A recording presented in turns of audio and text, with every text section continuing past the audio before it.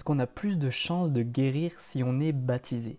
Donc c'est une question qui nous est posée par Dido et j'y réponds maintenant. Pour te répondre, je ne peux pas répondre oui ou non, mais par contre je vais te dire qu'il n'y a pas de promesse de guérison liée au baptême. Ça ne veut pas dire que tu ne peux pas être guéri avec le baptême, d'accord? L'une des plusieurs promesses de guérison que nous avons, c'est dans Ésaïe 53, que c'est par les meurtrissures du Christ que nous sommes guéris. Et ce qui est important aussi, c'est qu'on ne fait pas du marchandage avec Dieu. Si je fais ça pour toi, alors tu vas faire ça pour moi. Non, en fait, on marche par amour. Parce qu'il nous a aimés le premier, il nous aime, il est un bon papa, donc il veut la guérison.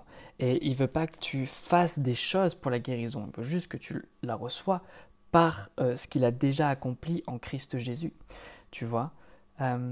Ensuite, c'est par amour, encore une fois, c'est par obéissance et soumission qu'on agit. C'est pour ça qu'on va se faire baptiser, c'est parce qu'il nous l'a demandé. J'ai entendu des témoignages, donc j'exclus pas le fait qu'on peut être guéri par le baptême. Il y a des personnes qui sont rentrées dans l'eau, elles étaient tétraplégiques, elles étaient malades de maladies incurables, elles sont ressorties, elles étaient guéries.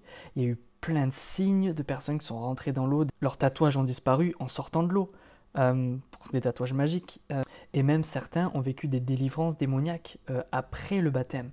Donc oui, il y a des choses qui se passent dans le baptême, mais premièrement, le baptême est une identification, c'est un échange de vie, c'est pas juste une demande, c'est pas quelque chose qu'on demande à Dieu, c'est quelque chose que lui en fait nous demande et qu'on accepte et qu'on soumet. Voilà, j'espère avoir répondu à votre question. Si vous avez d'autres questions, n'hésitez pas à les mettre en commentaire.